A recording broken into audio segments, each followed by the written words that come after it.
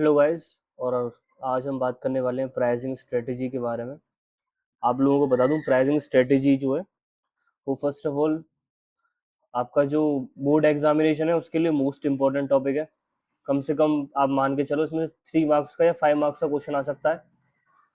और जो मास्टर्स और बैचलर्स के जो बच्चे हैं कॉमर्स में, या फिर बैचलर्स बीबीए के बच्चे या एमबीए वगैरह के हैं, उनके लिए भी ये इंपॉर्टेंट टॉपिक है। इसमें से डायरेक्टली वो पूछ सकते हैं आपसे 7 या 15 नंबर का क्वेश्चन। तो आप लोगों को उसको बताना, मतलब पूरी तरीके से एक्सप्लेन आना चाहिए।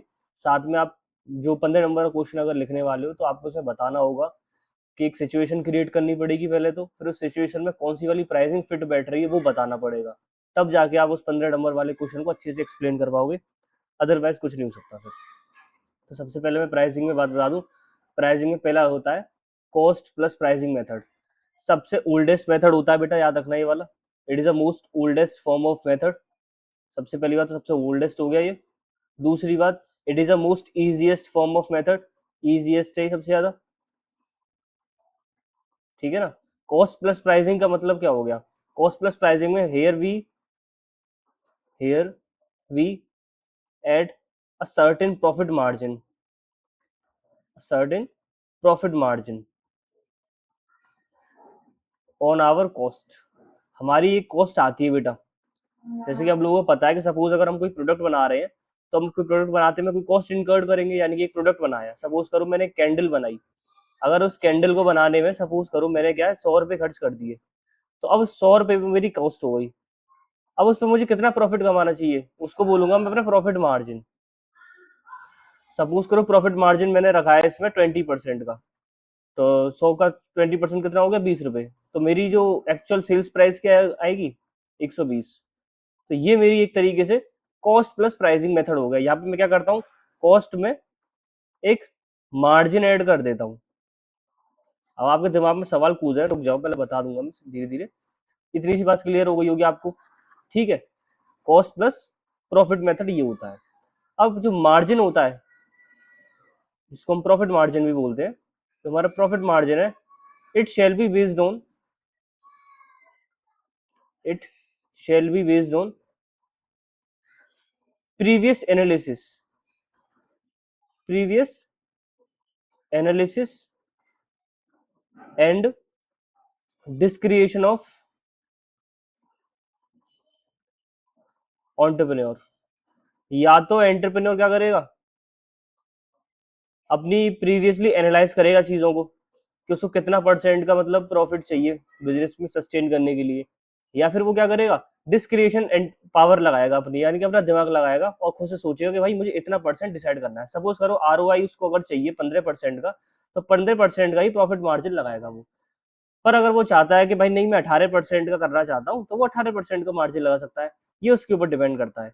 अब वो एडवांटेज और डिसएडवांटेज इसके अपने अलग है। पर इतनी बात मेरे हिसाब से आप लोगों को समझ में आ गई होगी, ठीक है। ये है, आगे बढ़ते हैं इसमें। तो इसके कुछ एडवांटेजेस भी है, कुछ इसके डिसएडवांटेजेस भी है। तो एक एक करके वो देखते हैं हम। वो हमें मतलब इजीली पता होना जरूरी है, और थोड़ा लिख के आएंगे तो वो ये भी हमें थोड़ा सा एज देगा बाकी लोगों के हिसाब से क्या है। तो ये रहे इसके एडवांटेज और डिसएडवांटेज। सबसे बड़ा एडवांटेज जो है वो ये होता है, biggest advantage in that the company knows exactly the amount of expenditure that has been incurred on making a product, therefore they can add profit margin accordingly with the help of achieving desired revenue। यहाँ पे क्या ये easy है। Easy कैसे है? क्योंकि expenditure जो है वो नोन होता है। एज अ एंटरप्रेन्योर एक्सपेंडिचर क्या होगा? नोन। अरे इसका एडवांटेज है, याद रखना। यानी कि क्यों ये इजी है, एक्सपेंडिचर क्या नोन होता है। So it is easy so it is easy to put profit margin. हमारे लिए प्रॉफिट मार्जिन रखना आसान हो जाता है जब मुझे पता है कि मेरा एक्सपेंडिचर कितना है, यानी कॉस्ट कितनी है। तो मुझे ये भी पता चल जाएगा ना कि भाई मुझे प्रॉफिट कितना रखना है। अगर मुझे कॉस्ट ही नहीं पता है तो मैं प्रॉफिट कैसे रख पाऊंगा? अगर मुझे कॉस्ट नहीं पता है, जैसे सपोज करो मुझे कोई प्रोडक्ट की कॉस्ट ही नहीं पता है, तो मैं कितना उसका प्राइस रखूँ, मतलब एक तरीके से एसपी कितना रखूंगा, सेलिंग प्राइस क्या रखूंगा, मुझे नहीं मालूम है। मैंने अभी 15 रुपये इसका चलो प्रॉफिट रख दिया, और मुझे कॉस्ट तो नहीं पता है ना। अगर मैं इसका 45 रख दूं, पर क्या पता कॉस्ट मेरी 80 हो, और कायदे में होना चाहिए तुम्हारा 95, पर बेच रहा हूँ मैं 45। ये वाली चीज है। तो अगर मुझे एक्सपेंडिचर पता है, यानी कि मैं बोल सकता हूँ if I know the cost then I can easily if I know the cost then I can easily put the profit margin. पहली बात तो अपनी ये हो गई। दूसरी बात देखते हैं, it is the simplest method to decide product price of a product because one has to just add up all the cost and add profit which you want to earn. वही वाली बात इसने दोबारा से बोल दी है, it is the easiest method, ये इजीएस्ट मेथड है बिकॉज, क्योंकि भाई देखो आप ये लिख सकते हो दोनों वर्ड्स को, दोनों वाली पॉइंट्स को, पहले वाले को दूसरे वाले को, उसको मैंने आपको बता दिया कैसे लिखना है, इसको और देख लो। It is easiest method because one must had to one must had to add all the profit margins, add sorry add all the cost and profit margin। एक बंदे को क्या करना है, रुक जाओ, add all the cost and profit margin for getting selling price, for getting selling price। करना क्या है आपको, सिर्फ आपको क्या करना है बस, it is easiest method because, क्योंकि आपको करना क्या है, आपको सारी की सारी जो कॉस्ट है और प्रॉफिट मार्जिन उसको ऐड करना है, जिससे आपको क्या मिल जाएगी, सेल्स प्राइस मिल जाएगी। बस इतना काम करना है, इसलिए ये बेस्ट है, इजी है आप लोगों के लिए। ठीक है, थर्ड वाला पॉइंट देख लेते हैं। Since the company using its own data, since the company is using its own data deciding the cost which make it easier for a company to evaluate reasonable escalation in expenses। expenses की जगह आपका होना चाहिए बेटा price, ठीक है ना। Third advantage है बेटा इसका ये, when the company is using own data, when company is using its own data, then they can track the then they can track the changes in price, changes in price।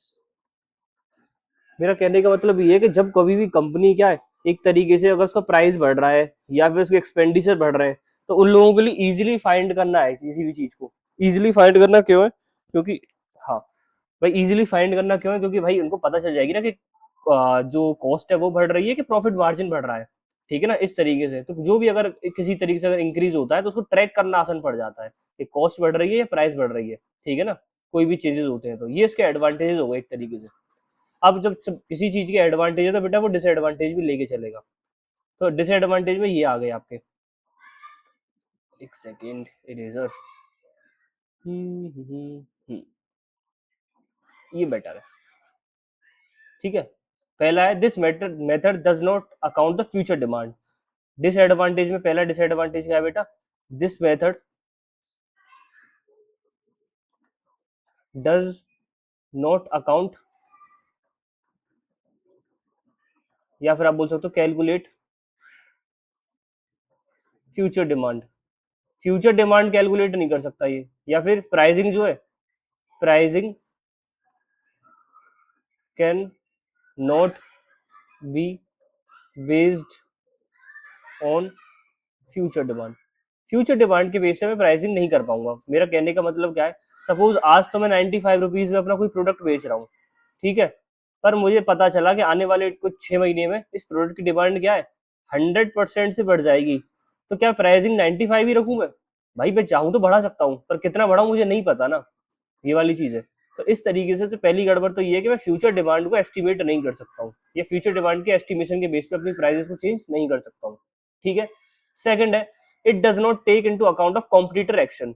हम लोग क्या है यहाँ पे अपना ही डेटा यूज करते हैं, we use our own data instead of competitor. Competitor की जगह हम लोग क्या यूज करते हैं, अपना डेटा यूज करते हैं। सो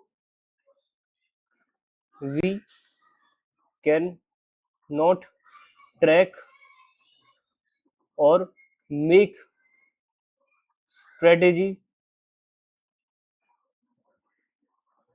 regarding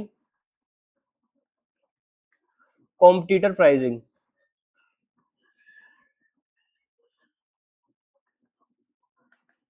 हम लोग क्या अपना ही डेटा यूज करते हैं, मेरे पास अपना एक्सपेंस का डेटा था, उसका इस्तेमाल करा और उसके थ्रू मैंने क्या करा, एक तरीके से अपना प्राइसिंग सेट करा।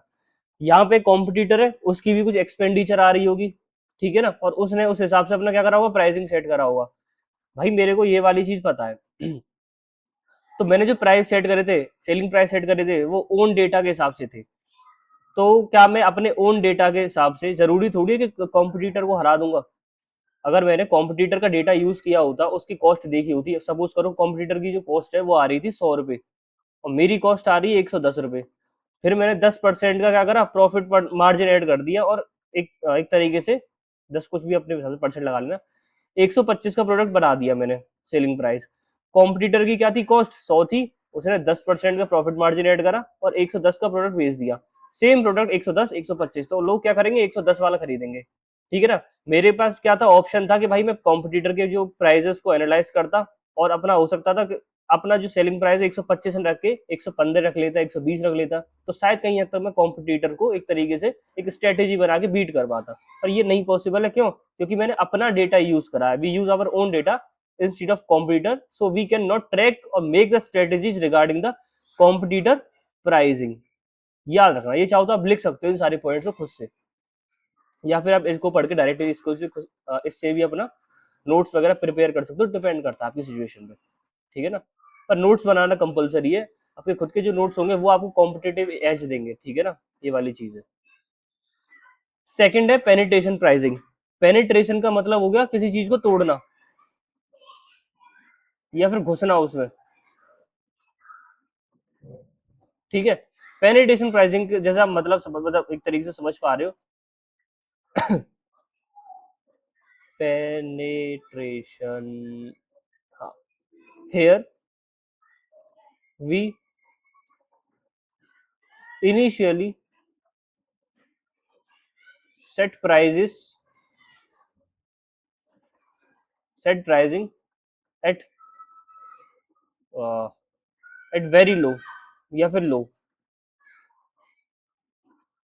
so we can eliminate competition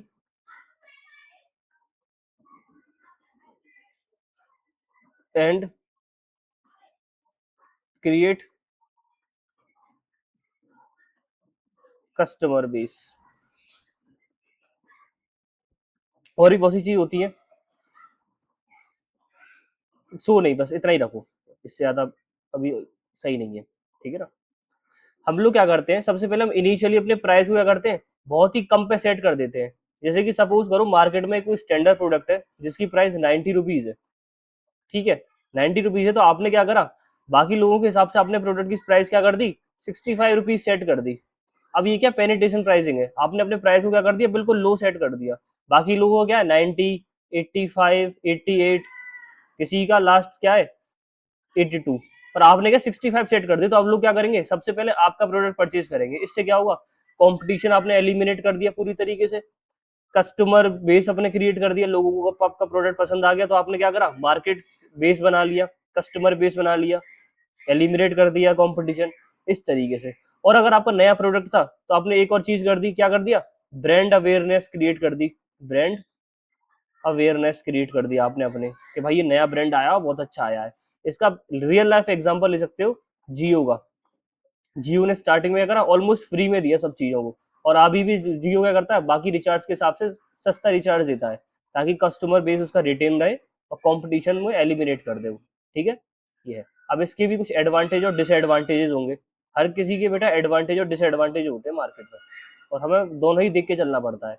आपकी सिचुएशन के हिसाब से आप मॉडिफाई करते हो अपनी प्राइसिंग स्ट्रेटेजीज को, याद रखना लाइफ में। ठीक है। हाँ, तो एक एक करके चेक करते हैं अपन इसके एडवांटेज और डिसएडवांटेज। सारे देखना जरूरी नहीं है, क्योंकि जो मेन है आपके एग्जाम में वो आपको लिखना है, बाकी आप लोग खुद से रीड कर सकते हो। It can result to fast diffusion of adoption. Fast diffusion adoption का मतलब क्या है, ब्रांड अवेयरनेस क्रिएट करना, अवेयरनेस ऑफ प्रोडक्ट क्रिएट करना। आप ही क्या करोगे, प्रोडक्ट की क्या अवेयरनेस करोगे, या फिर एक तरीके से नहीं, एडवर्टाइजमेंट तो वर्ड सही नहीं है, आप क्या करोगे, प्रोडक्ट की अवेयरनेस क्रिएट कर दोगे जब आपने एकदम सस्ता बेच रहे हो तो। दूसरा क्या है, it can create goodwill among the early adapter segment. अगर आप स्टार्टिंग में से बेचना शुरू करोगे और लोगों को पसंद आ गया, तो this can create trade by word of mouth. यानी का मतलब क्या है, if your product is has been liked by the people or your customers, then it can be advertised through the word of mouth. मेरा कहने का मतलब क्या है, अगर आपका कोई प्रोडक्ट है, ठीक है, न्यू प्रोडक्ट था मार्केट में, न्यू प्रोडक्ट था एकदम मार्केट में, बाकी लोगों के हिसाब से आपने क्या करा, लो प्राइस पे सेट करा। जब लो प्राइस पे आपने सेट करा तो आपको क्या हुआ, काफी सारे नए लोगों ने उसको, न्यू कस्टमर ने परचेज करा उसको, न्यू कस्टमर्स ने, अब लोगों को बहुत पसंद आया, तो वो वर्ड ऑफ माउथ से आपको क्या स्प्रेड करेंगे, लोगों को बताएंगे जा जाके कि अरे भैया ये वाला प्रोडक्ट इस्तेमाल करो और ये काफी अच्छा और काफी सस्ता भी है। तो ये क्या होता है, वर्ड ऑफ माउथ के थ्रू, वर्ड ऑफ माउथ के थ्रू क्या होती है, पब्लिसिटी होती है बेटा, पब्लिसिटी, ठीक है ना, ये वाली चीज है। तो ये भी आपका एक एडवांटेज है एक तरीके से, सस्ता प्रोडक्ट है तो सब लोग उसके बारे में बात करेंगे। It create cost control and cost reduction pressure. आप लोग जब किसी चीज को इनिशियली सस्ते दाम पे बेचने वाले हो, तो आप इनिशियल लेवल से, from the initial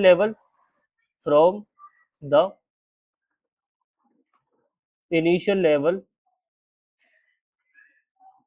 manufacturer will try to maintain maintain cost at low. अगर कोई बंदा जो सस्ता सामान बेच रहा है, तो वो इनिशियली स्टार्टिंग से मैन्युफैक्चरर जो भी होगा वो क्या करेगा, अपने जो कॉस्ट को क्या है, कम लेके चलेगा। यानी कि मैं कोई प्रोडक्ट बना रहा हूँ, मुझे पता है कि बेटा मुझे उसकी प्राइसिंग बाकी कस्टमर्स, बाकी कॉम्पिटिटर्स के हिसाब से कम रखनी है, तो मैं क्या करूंगा, ऑलरेडी अपनी जो प्राइसिंग उसको, कॉस्ट को क्या है, कम लेके चलूंगा, स्टार्टिंग से कुछ ऐसी व्यवस्था बना के चलूंगा जिससे मेरी जो कॉस्ट है वो क्या कम हो, प्रेशर रहेगा मेरे पास। तो वो एक तरीके से एडवांटेज है मेरा लाइफ में, कि मैं सबसे कम कॉस्ट में चीजें बना रहा हूँ। It discourage the entry of competitor, low prices act as a barrier to entry. मैंने बताया, जब आप सस्ता सामान बेच रहे हो तो बाकी कॉम्पिटिटर जो है वो तो परेशान नहीं है, प्लस नया कोई कॉम्पिटिटर नहीं आएगा, क्योंकि उनको लगता है कि भाई जब पहले ही ऑलरेडी कोई आदमी इतना सस्ता सामान बेच रहा है तो हम इससे सस्ता क्या ही बेच देंगे। दूसरा है, it can create high stock turnover through out the distribution channel. High stock turnover, high stock turnover का मतलब है कि आप ज्यादा सेल कर रहे हो, मैसिव सेल, मैसिव सेल, आप लोग क्या कर रहे हो, मैसिव सेल कर रहे हो। जब आप मैसिव सेल करोगे तो ऑब्वियसली आपका प्रॉफिट मार्जिन भी इंक्रीज ही होगा। थर्ड, सॉरी लास्ट वन है, this can create critically important enthusiasm and support in the channel. जब इस तरीके से आपका सस्ता सामान बिकेगा तो बहुत सारे लोग आपसे जुड़ेंगे, और लोग, जैसे आपका कोई प्रोडक्ट है जो काफी लोगों को पसंद आ रहा है, तो बाकी के जो एक तरीके से रिटेलर्स है, बाकी के जो क्या कहते हैं आपका जो सामान बेचने वाले एजेंट है, वो लोग आप खुद अप्रोच करेंगे कि भाई हमें अपने साथ पार्टनरशिप में ले लो या हमें अपने साथ लगा लो, ताकि हम भी आपके प्रोडक्ट को क्या करें, बेचें मार्केट में। ठीक है ना, ये वाली चीज है। अब इसे कुछ बेटे डिसएडवांटेज भी होते हैं। स्टार्ट करते हैं डिसएडवांटेज से। पहला और जो सबसे मेन डिसएडवांटेज जो मुझे लगता है और जो है भी, वो क्या है, लो प्राइस परसेप्शन, एलपीपी, लो प्राइस परसेप्शन, एलपीपी हो जाएगा भाई इस किस्म। लो price perception means they can not easily, they can not easily increase their price as customer always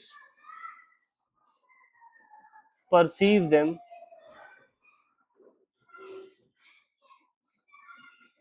as low price offerer। ये लोग कभी भी क्या है, अपना जो प्रोडक्ट है उसे प्राइस इजीली इंक्रीज नहीं कर सकते। आप 65 रुपए का सामान बेच रहे थे, कल को आप 75 रुपए का नहीं करोगे, लोग नहीं तो आपका प्रोडक्ट लेना छोड़ देंगे। ये चीज होती है।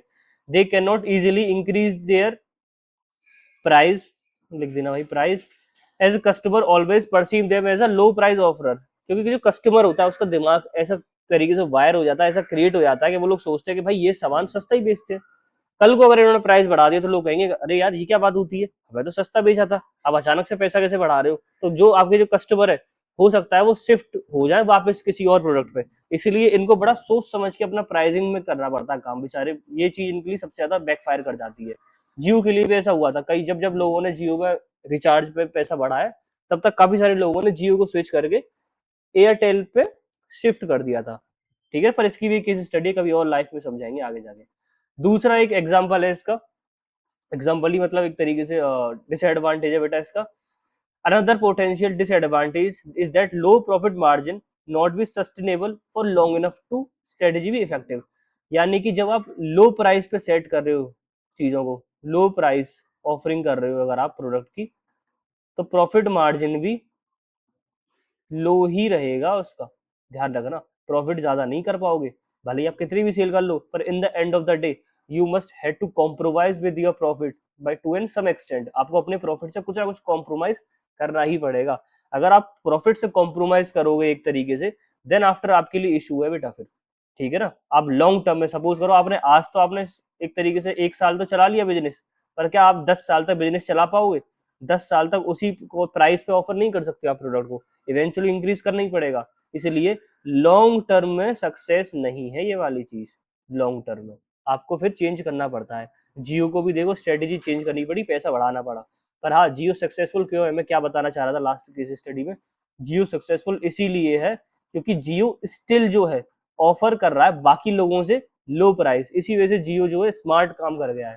ठीक है ना, मैं आपको बिजनेस पर्सपेक्टिव से बता रहा हूँ, मैं ऐसा नहीं कि फैन हूँ उस कंपनी का, पर मैं उसके बिजनेस करने के तरीका अच्छा मानता हूँ एक तरीके से, मतलब काफी ज्यादा स्मार्ट लोग दिमाग लगाते हैं लोग बिजनेस में।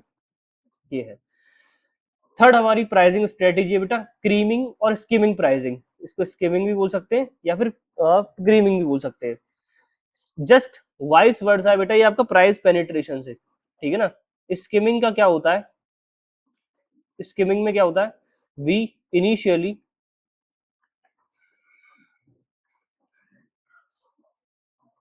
Set prices at very high level, at very high level, then after some time we gradually decrease product price।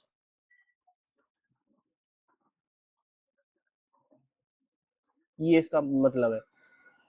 Skimming में क्या होता है कि हम लोग स्टार्टिंग में इनिशियली क्या करते हैं, अपने प्राइस को बहुत हाई सेट कर देंगे, और कुछ समय के बाद जैसे जैसे मेरा प्रोडक्ट पुराना होता जाएगा, हम लोग क्या करेंगे उसके प्राइस को कम करते चलेंगे। इसका मेरा कहने का मतलब क्या है, सपोज करो कोई प्रोडक्ट है जिसमें बहुत R&D लगा है, R&D लगा है, रिसर्च एंड डेवलपमेंट काफी ज्यादा लगा है।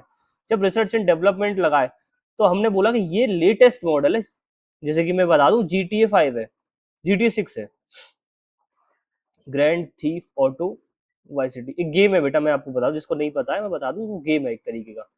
GTA 6 को बनाने में बेटा 1.5 बिलियन से ज्यादा खर्च हुआ है, यानी काफी पैसा खर्च हुआ है उसको बनाने में। तो क्या वो सबको ऑफर एक ही जैसा कर दें? नहीं, उन्होंने क्या बोला कि इनिशियली हम जो उसका प्राइस है वो क्या है, $200 सेट कर रहे हैं, $200 सेट कर दे रहे हैं हम इसका प्राइस, जिसको परचेज करना है करो। और लोग ऐसा है कि भाई देखो, जब कोई टेक्नोलॉजिकली एडवांस चीज मिलती है तो जो एंथुजियास्ट लोग होते हैं, जो इसके पास पैसा होता है, वो लोग उसे खर्च करते हैं पैसा, और जो पहले एक्विजिशन करके लोगों को एक तरीके से दिखाते हैं कि देखो हमारे पास ये वाली चीज है, तो $200 पे लोग परचेज भी करेंगे। जैसे जैसे प्रोडक्ट पुराना होगा, जैसे जैसे गेम साल भर 2 साल निकलेंगे, तो इसका प्रोडक्ट का प्राइस क्या कम करेंगे, इस गेम को फिर क्या करेंगे, वो $150 में बेचेंगे, $100 में बेचेंगे, और लास्ट में इसको $70-80 पे ले आएंगे ये। ठीक है ना, $200 में बेच के लोगों ने क्या करा, एक तरीके से प्रीमियम जो कस्टमर्स है उनसे प्रीमियम पैसा ले लिया। ठीक है ना, और बाद में जो और जो कस्टमर्स थे, जो पोटेंशियल कस्टमर्स थे, उनसे पैसा ले लिया, और लास्ट में जो सबसे लैगिंग कस्टमर्स थे उनसे भी बना लिया उन्होंने हिसाब किताब। ठीक है ना, इसका मेन रीजन ये होता है, ये लोग क्या करते हैं, अपना एक तरीके से जो रिसर्च एंड डेवलपमेंट का जो पैसा है वो प्रीमियम कस्टमर से एक तरीके से निकाल लेते हैं, और प्रीमियम कस्टमर को उसके अगेंस्ट में क्या मिलता है, फास्ट सर्विस, बेटर फास्ट तरीके से फर्स्ट एक्विजिशन मिलता है, पहला एक्विजिशन, कि सबसे पहले हमने खेला है एक चीज या फिर हमने कंज्यूम करी है वाली चीज, उनको ये यूटिलिटी मिल जाती है। तो इसका एडवांटेज क्या है, पहला एडवांटेज है price skimming help company to recover research and development. वही वाली बात है, R&D में जो पैसा लगाया मैंने उसको क्या करूंगा, रिकवर कर लूंगा। पर कब रिकवर कर पाऊंगा, ध्यान रखना, अगर मेरा प्रोडक्ट एकदम यूनिक और डिस्टिंक्ट है, बिल्कुल टेक्नोलॉजिकली सबसे एडवांस है तब। ठीक है ना, ये वाली चीज है।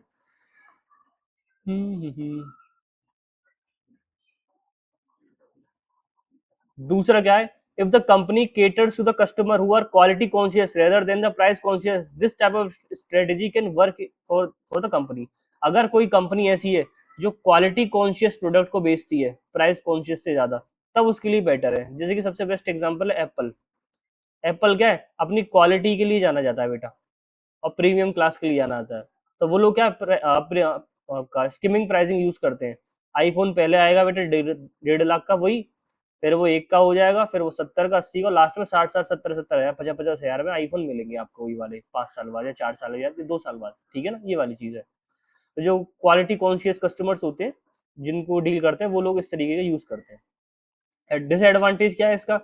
This strategy can backfire if there are close competitor. सबसे बेस्ट बात, अगर कोई ऑफर कर रहा है same product, offer same product,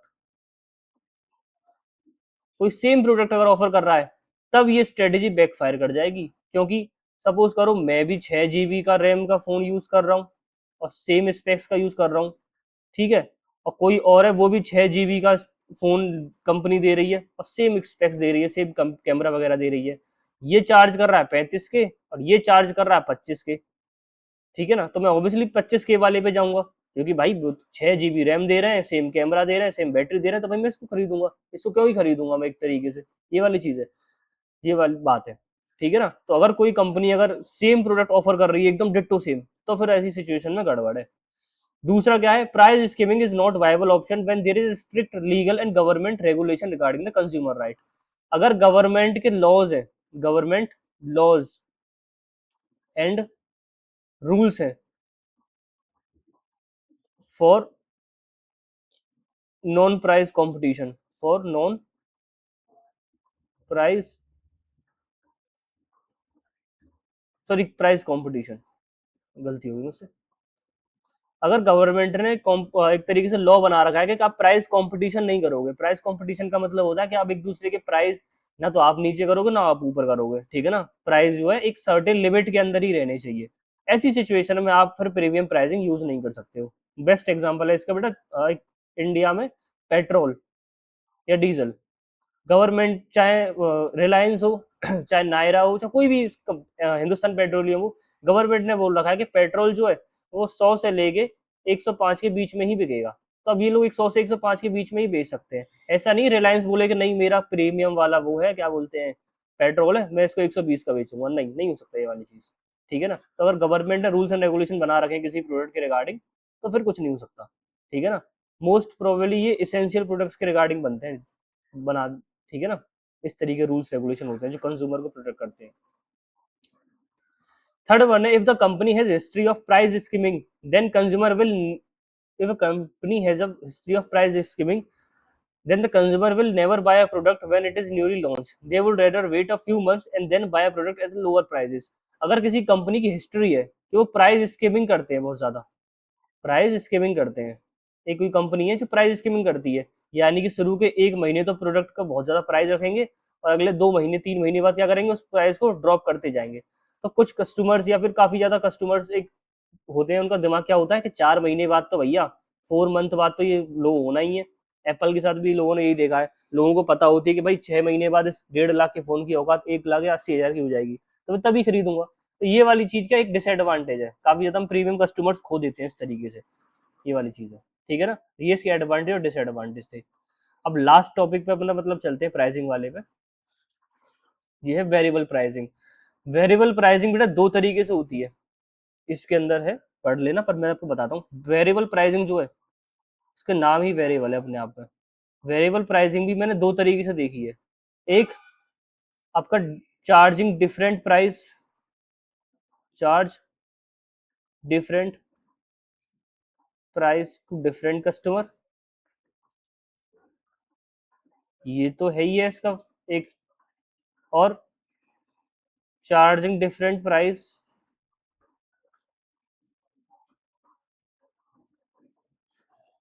on the basis of negotiation, on the basis of negotiation, ये दो बातें याद रखना और दोनों ही कम काम करेंगी और दोनों ही मैं चाहूंगा कि आप लोग लिख के आओ एग्जाम में। वेरिएबल प्राइसिंग में क्या करते हैं हम, अलग अलग कस्टमर से अलग अलग प्राइस चार्ज करते हैं। और एक और तरीका है, या फिर हम चार्ज करेंगे अलग अलग प्राइस नेगोशिएशन के बेसिस पे, यानी कि जो डीलिंग हो रही है मेरी उस तरीके से। दोनों का मतलब बताता हूं मैं। जब मैं प्राइस चार्ज करूंगा, प्राइसिंग रखूंगा, प्राइस डिफरेंशिएशन बोलते हैं इसको, प्राइस डिफरेंशिएशन रखूंगा कस्टमर्स का डिफरेंट बेसिक्स के ऊपर, डिफरेंट बेसिस के ऊपर, सॉरी। जैसे कि हो सकता है मैं कस्टमर्स के बेसिस पे करूं, पुअर कस्टमर से कम पैसा लूं और तुम्हारा रिच कस्टमर से ज्यादा पैसा लूं, ऐसे होता है। जैसे कि कुछ लोग क्या करते हैं, अपना जो शैम्पू है, पुअर लोगों के लिए शैम्पू निकाल देते हैं 1 रुपए वाला, और जो अमीर लोग हैं उनके लिए शैम्पू की बोतल निकाल देते हैं। तो वो लोग क्या करते हैं, वो बोलते हैं ये हमारा प्रीमियम वाला प्रोडक्ट है, ये हमारा स्टैंडर्ड वाला प्रोडक्ट है, ठीक है। ये कस्टमर के बेसिस पे हमने डिफरेंट चार्ज कर लिए प्राइस। या फिर मैं डिमांड के बेसिस पे कर सकता हूँ। अगर मेरे प्रोडक्ट की डिमांड ज़्यादा है किसी सीजन में, तो उसका प्राइस क्या कर दूंगा, अप कर दूंगा। और किसी सीजन में अगर डिमांड मेरी कम है, तो क्या कर दूंगा, लो प्राइस सेट कर दूंगा। इसका बेस्ट एग्जांपल है लाइट का। जब एक तरीके से दिवाली का टाइम आता है, तो झालर का जो पैसा है, मतलब जो झालर होती है यूज करते हैं हम, ज्यादातर लाइटिंग्स होती हैं, उनका पैसा क्या होता है, बढ़ जाता है। और जब ऑफ सीजन होता है, तो वही जो लाइट है उनका प्राइस क्या होता है, कम होता है, ठीक है ना। तो हम कस्टमर्स पे डिफरेंटली चार्ज कर देते हैं, डिफरेंट सिचुएशंस के बेसिस पे, ठीक है। दूसरा क्या, नेगोशिएशन के बेसिस पे, on the basis of, on the basis of negotiation. अगर किसी प्रोडक्ट में नेगोशिएशन इन्वॉल्व है, जैसे कि एक हाउसिंग है, हाउसिंग परचेज करने वाला है, हाउसिंग परचेज करने वाले ने नेगोशिएशन करा, तो हो सकता है किसी ने नेगोशिएशन करके उसी प्रॉपर्टी की जो प्राइस है वो 11 लाख लगवा दी हो, या फिर किसी ने उसकी 10 लाख लगवा दी हो, ठीक है।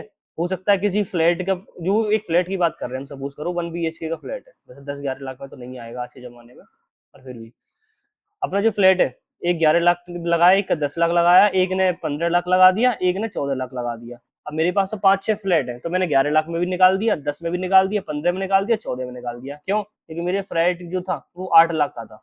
अब हर सिचुएशन में तो भाई फायदे में हूँ ना, ये वाली चीज है।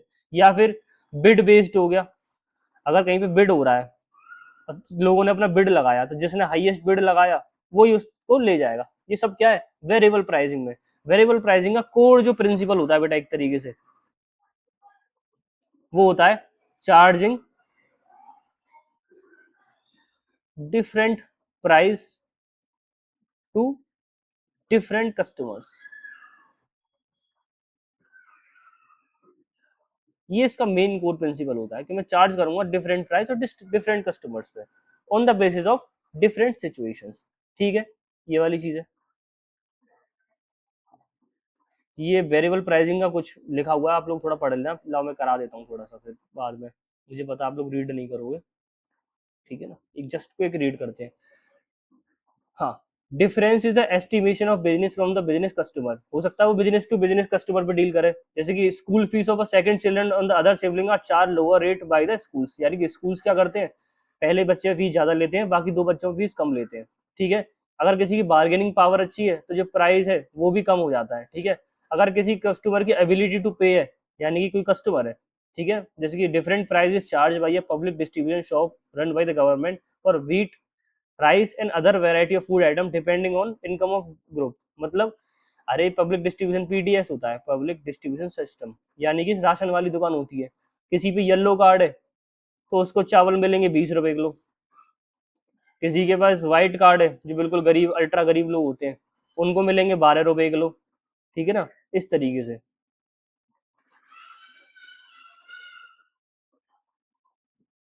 ये आपका प्राइसिंग कंप्लीट हो गया इसी के साथ, ठीक है ना। अब हम बात करते हैं प्लेस पे। ये थोड़ा डिटेल में मैं इसलिए पढ़ा रहा हूँ, क्योंकि आने वाले टाइम में क्या है, जैसे कि आप बी कॉम में करने जाते हो, एम कॉम करने जाते हो, अगर आप अच्छे से अभी पढ़ के जाओगे, तो आपको वहां पे थोड़ा बहुत भी याद होगा, तो आप अपने एग्जाम में लिख सकते हो, ठीक है ना। इसी वजह से प्लेस मिक्स पे बात करते हैं, चलो। पहले प्लेस मिक्स से पहले प्लेस पे देख लेते हैं। Refer to the point of sale in every industry, catching the eye of a customer and make it easy for buy, making फिर making it easy for her to buy, the main aim of the goods distribution place strategy। अरे इतनी अंग्रेजी मुझे नहीं आती, थोड़ा सा आसान भाषा में लिख देता हूँ मैं आपके लिए। प्लेस का मतलब होता है बेटा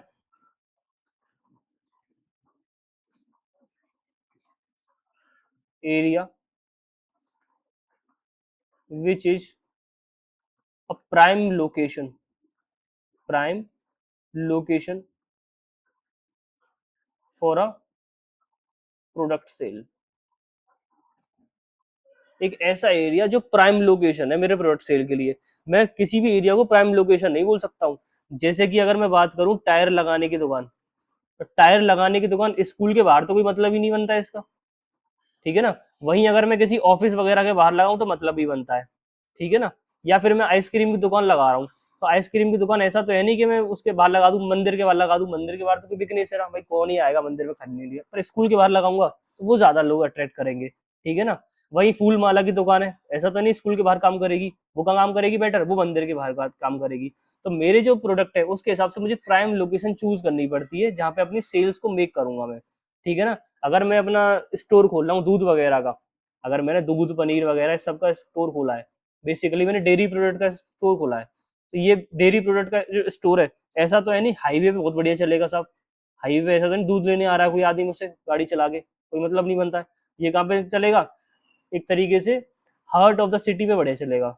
यानी कि हार्ट ऑफ द सिटी का मतलब होता है बेटा जो सिटी के बीचों बीच की जगह है, वहां पे अगर मैं डेयरी खोलूंगा तो लोग क्या है अलग अलग जगह से मेरे पास आ पाएंगे सामान लेने के लिए, ठीक है ना, डेयरी रिलेटेड ये है। तो हमें जो प्लेस होती है वो it is a prime location at which we are going to offer our product, और it should be a catchy, eye catchy place. Prime location होगी तो ऑब्वियसली वो आई कैची होगी, लोगों को दूर से दिख जाएगी कि भाई देखो ये जगह है, वहां पे अपना सामान ये मिल जाएगा, ठीक है। प्लेस डिस्ट्रीब्यूशन में क्या होता है, अ चैनल ऑफ डिस्ट्रीब्यूशन और trade channel is defined as a path और route along with which goods move from producer manufacturer to ultimate consumer. Place mix में हम लोग क्या करते हैं बेटा, प्लेस मिक्स जो है, एक बार बता दूं, प्लेस जो है वो एक छोटा टर्म है,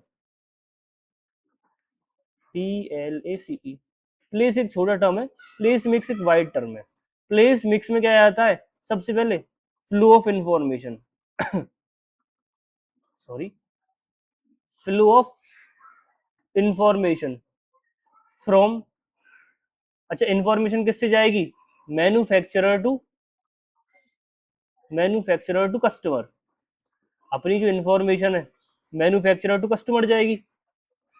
दूसरा क्या है, flow of feedback, flow of feedback from customer to, from cust to manufacturer.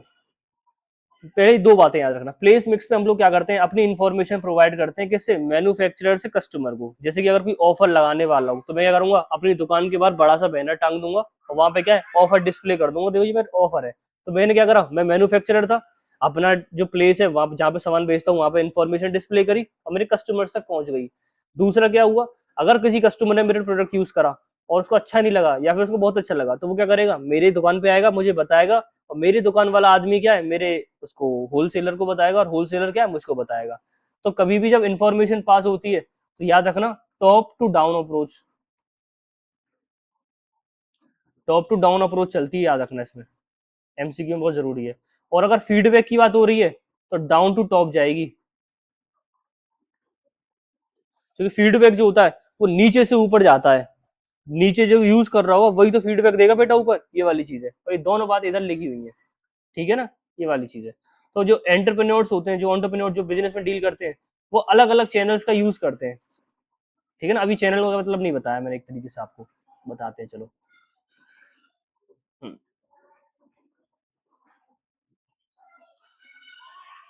भिंजा हथौड़ी, हंसता और हंसाता है, छोड़ो। चैनल ऑफ डिस्ट्रीब्यूशन का मतलब होता है channel of distribution, channel of distribution का मतलब होता है बेटा how your product is going to, इसको कुछ अलग कर दूं क्या मैं, लिखने में गड़बड़ हो रही है, अब सही है, how your product is going to travel, जिसको हम स्लैश मार्क लिख देते हैं, pass through manufacturer to customer, manufacturer to its customer. अब मेरा कहने का मतलब क्या है, चैनल ऑफ डिस्ट्रीब्यूशन में हम लोग क्या डिसाइड करते हैं, हमें पता चलता है कि हम लोगों का जो प्रोडक्ट है वो किस तरीके से ट्रेवल करेगा या फिर पास होगा मैन्युफैक्चरर से कस्टमर को, तो उस पूरी चीज को क्या बोलता हूँ मैं, channel of distribution.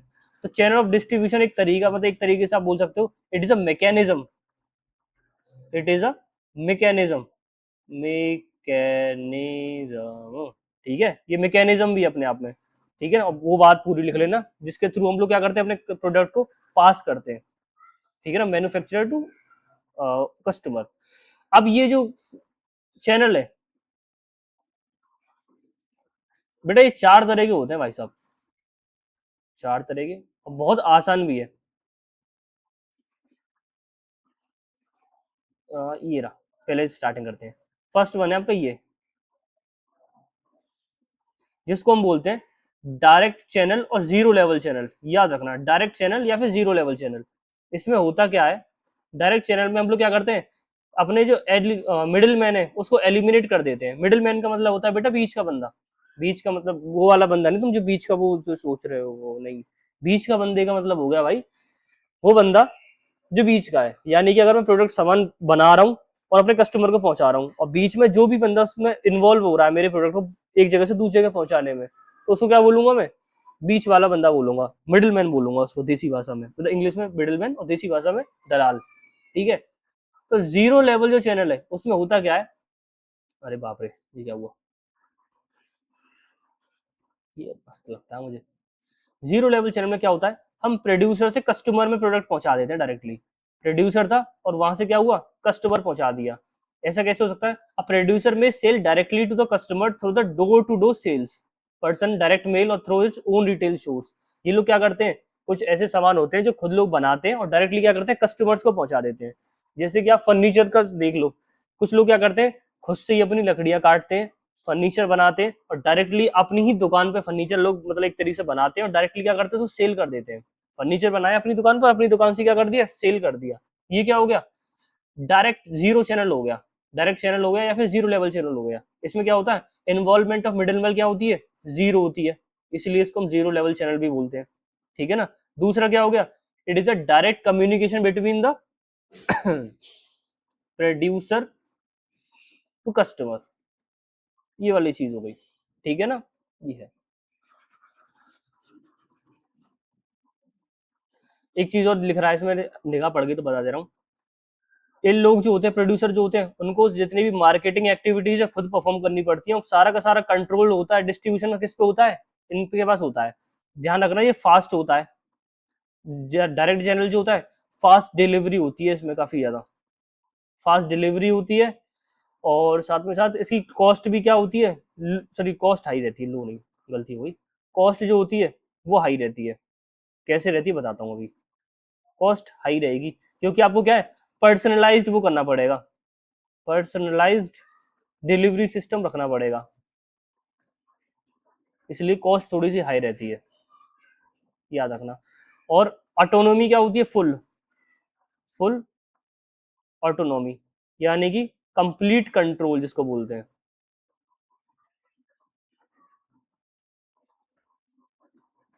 Complete control होता है लोगों के पास। डन है इतनी सी बात, चलो आगे बढ़ते हैं अब। सेकंड अपना हो गया one level channel, one level, ओए ये क्या कर दिया मैंने, one level channel. One level channel में क्या होता है, एक होता है प्रोड्यूसर, ये तो रहेगा ही रहेगा, एक होता है हमारा कस्टमर, ठीक है, ये हो गया प्रोड्यूसर, ये हो गया कस्टमर। पर प्रोड्यूसर डायरेक्टली इंगेज नहीं करता कस्टमर के साथ, वो क्या करता है, बीच में एक मिडिल मैन और रख लेता है। अब उस बार मिडिल मैन कौन रहेगा, हमारा रिटेलर रहेगा, ठीक है ना। ये लोग क्या करता है, अपना जो प्रोड्यूसर है अपना सामान क्या करेगा, सेल किसको करेगा, रिटेलर को करेगा, और रिटेलर क्या करेगा इस प्रोडक्ट को रीसेल कर देगा किसको, कस्टमर को, ठीक है ना। ये वाली चीज होती है, इतनी सी बात क्लियर है आप लोगों को।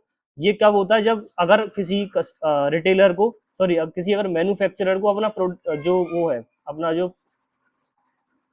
चैनल है वो एक्सपेंड करना है, बड़ा करना है, तब वो करता है। Under it the producer sell his और her product to the big retailers who in turn sell the ultimate consumer. This channel relieves the manufacturer from the burden of selling goods himself, at the same time give control over the process of distribution. यहाँ पे क्या burden कम हो जाता है selling का, इनको selling का burden नहीं है, इन्हें सिर्फ बनाने से मतलब है और इन्हें डिमांड से मतलब है। अगर डिमांड आ रही है, अगर डिमांड आ रही है, डिमांड इज इनकमिंग, अच्छा आएगी किससे demand? From the retailers, retailer बताएंगे इनको, demand from retailer.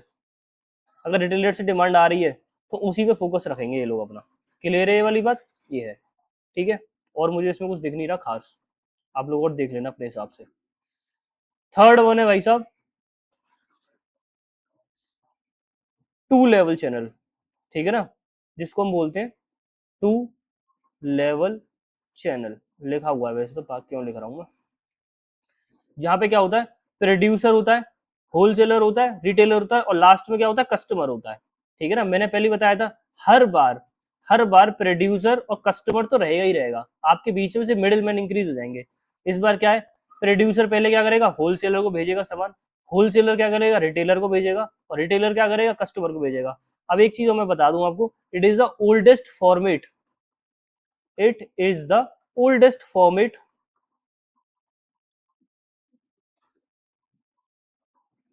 of channel of distribution,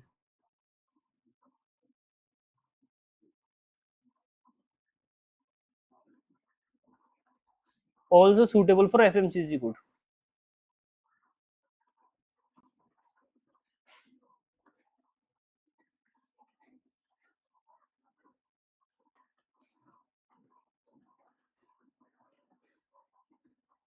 FMCG goods के लिए सूटेबल है। FMCG का मतलब होता है fast moving consumer goods.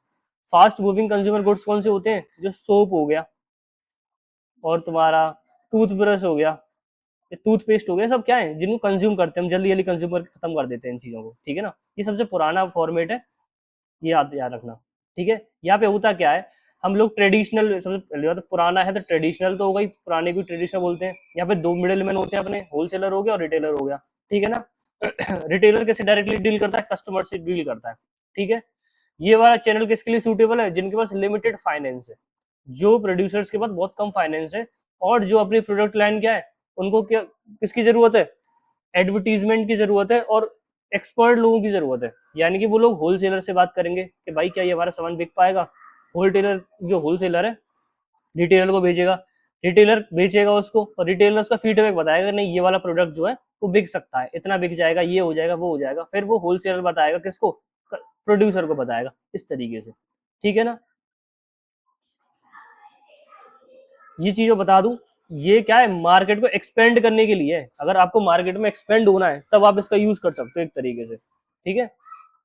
Fourth one जो है और लास्ट जिसको बोलते हैं, वो होता है सबसे बड़ा वाला, ये आपका इंटरनेशनल बिजनेस में काम करता है। ये इंटरनेशनल बिजनेस में सबसे ज्यादा काम करता है, इंटरनेशनल बिजनेस, लिख लेना भाई अपने आप से, इंटरनेशनल बिजनेस में काम करता है। और it is the most longest channel of distribution, सबसे बड़ा भी यही है। क्यों बड़ा है, क्योंकि भाई प्रोड्यूसर और कंज्यूमर तो आ ही रहे हैं, पर इसमें नए नए कौन है, एजेंट है, होलसेलर है, और तुम्हारा रिटेलर है। अब एजेंट क्यों आ गया, जब कभी भी हम बाहर से सामान करते हैं इम्पोर्ट,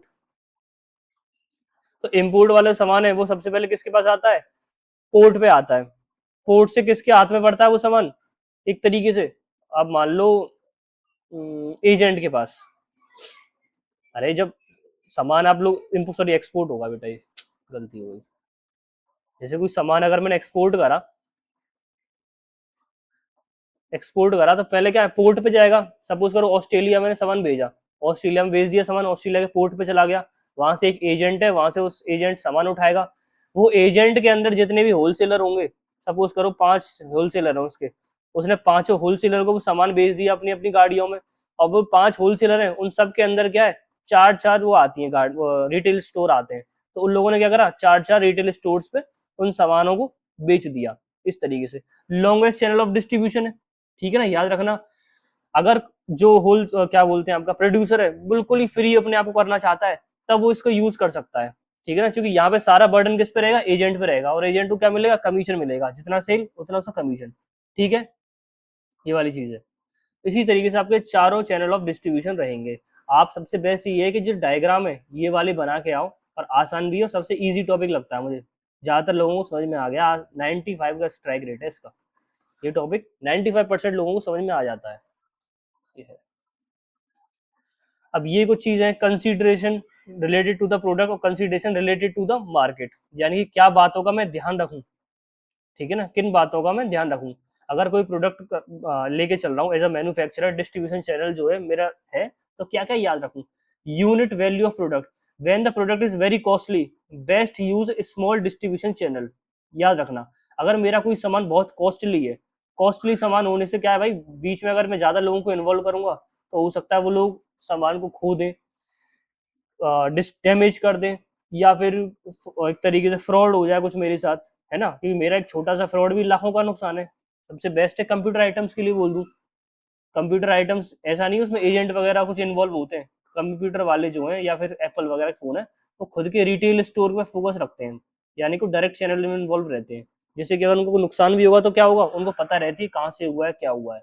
ठीक है ना, तो अगर कोई जो प्रोडक्ट है वो बहुत ज्यादा महंगा है, यूनिट वैल्यू ऑफ प्रोडक्ट, यानी कि वैल्यू क्या है, अगर वैल्यू हाई है तो क्या होगा, लो चैनल यूज करो, और वैल्यू अगर लो है तो हाई चैनल यूज करो, यानी कि लॉन्ग चैनल यूज कर सकते हो। अगर मेरी वैल्यू बहुत ज्यादा हाई है प्रोडक्ट की, तो मैं कौन सा चैनल यूज करूंगा, शॉर्ट।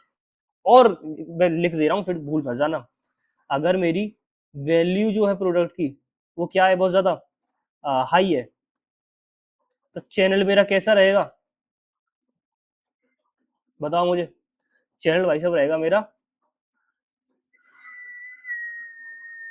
शॉर्ट। और अगर मेरी वैल्यू प्रोडक्ट की क्या है, लो है, तो मेरा चैनल कैसा रह सकता है, लॉन्ग। तो मुझे कोई परेशानी नहीं है। ठीक है, ये वाली चीज है।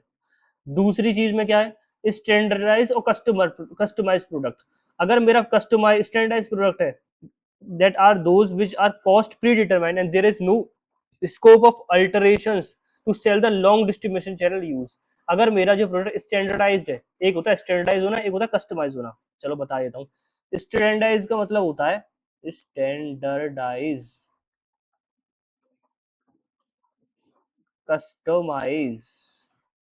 स्टैंडर्डाइज में क्या होता है, नो चेंज, जैसा है भाई साहब वैसे ही लेके जाना पड़ेगा।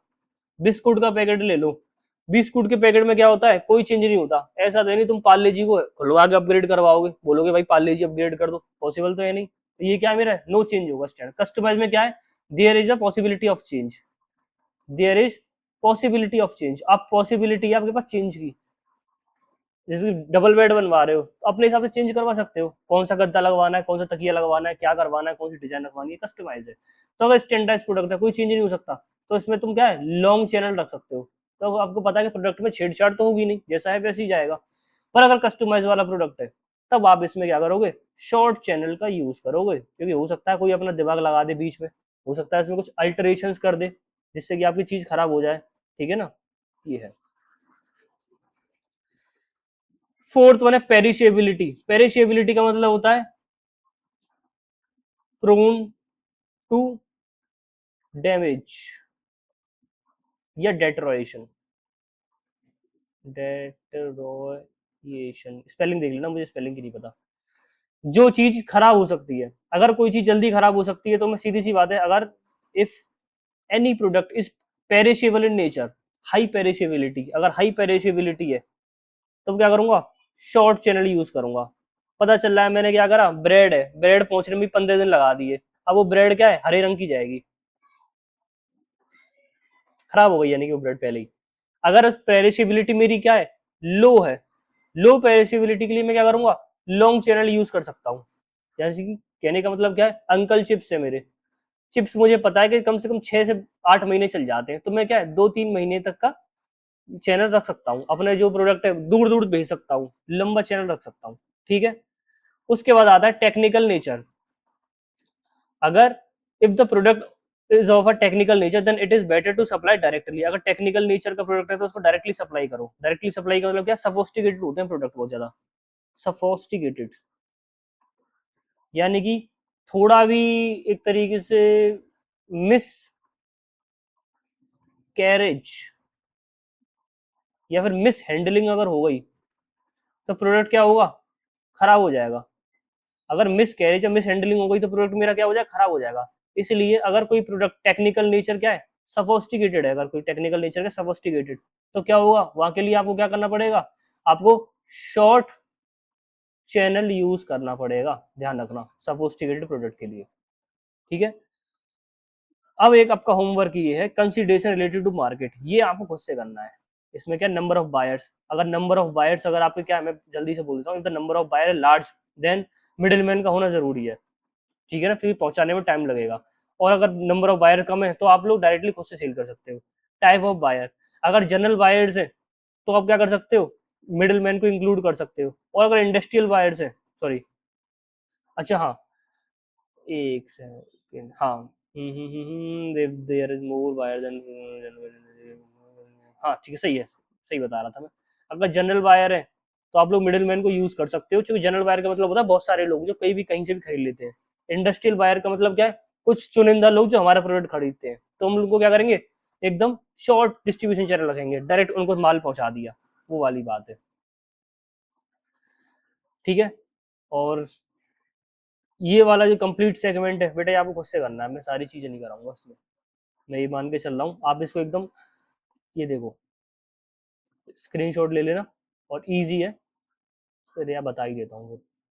बाइंग हैबिट्स देख लो, अगर किसी प्रोडक्ट, अगर manufacturer to take the service of middle man is financial position does not permit, ठीक है, ये खुद से ही करो। ओके, अवेलेबिलिटी ये ज़्यादा टफ नहीं है, प्रमोशन से कराऊंगा मैं आगे अब। ठीक है ना, तो आज के लिए इतना ही है। और जो ये टॉपिक रह गए छोटे मोटे, ज़्यादा कुछ नहीं है, कंसिडरेशन रिलेटेड तो मैन्युफैक्चरर, हर चीज़ नहीं कराई जाती, जैसे गुडविल है, अगर कोई गुडविल अफेक्ट करवाना नहीं चाहता अपनी, कोई ये चाहता है कि मेरा मार्केट में नाम खराब ना हो, तो डायरेक्टली वो कस्टमर से डील करेगा। और अगर वो चाहता है कि नहीं, गुडविल में कोई दिक्कत नहीं है, गुडविल पे डिपेंड नहीं करता, रेपुटेशन पे डिपेंड नहीं करता, तो मिडिल मैन का यूज़ कर सकता है वो अपना। ठीक है ना, अगर फाइनेंशियल स्ट्रेंथ अगर किसी कंपनी की बहुत अच्छी है तो वो मिडिल मैन को जरूर लगा सकता था, एक तरीके से नहीं लगाएगा वो। Company as a strong financial base can evolve its own channel, हाँ, अगर कंपनी की फाइनेंशियल स्ट्रेंथ अगर अच्छी है तो वो किसी और की मदद नहीं लेगा, वो खुद से ही अपने चैनल डेवलप कर लेगा। और अगर बेचारों की अगर स्थिति अच्छी नहीं है, खुद पे पैसा नहीं है, तो बाकी रिटेलर वगैरह की यूज करेगा वो। अगर गवर्नमेंट कहती है, गवर्नमेंट कंसिडरेशन का मतलब क्या है, अगर गवर्नमेंट बोलती है कि चैनल यूज करो तो करना पड़ेगा। If government does not permit to use the channel then you can not use the channel. ठीक है। अदर चीजें क्या है, if there is a higher cost in the distribution channel then you can not use the distribution channel. If there is a low cost or less costly, then you can use the distribution channels. Okay. Availability, the distribution channels are also based upon the use of availability, means if there is a all time availability of distribution channel, then you can avail the distribution channel. If there is a problem regarding the availability of the distribution channel, regarding the its availability, whether it is not available all the time, then you have to buy direct your goods through somewhere other some other ways. Okay okay? मेरा कहने का मतलब ये है, अगर मेरा जो availability का मतलब क्या हो गया, अगर मेरा डिस्ट्रीब्यूशन चैनल है, रिटेलर है, रिटेलर मेरे साथ बिजनेस करना चाहते हैं, ठीक है ना, और लंबे समय के लिए करना चाहते हैं और हमेशा मेरे लिए अवेलेबल रहेंगे, गाड़ियां भी मेरी अवेलेबल रहेंगी सामान वगैरह पहुंचाने के लिए, तब तो मैं इनको रिलाई कर सकता हूँ इनके ऊपर।